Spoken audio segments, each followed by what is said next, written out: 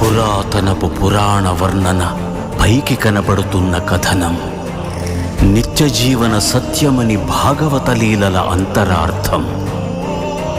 జరుగుతున్నది జగన్నాటకం, జరుగుతున్నది జగన్నాటకం.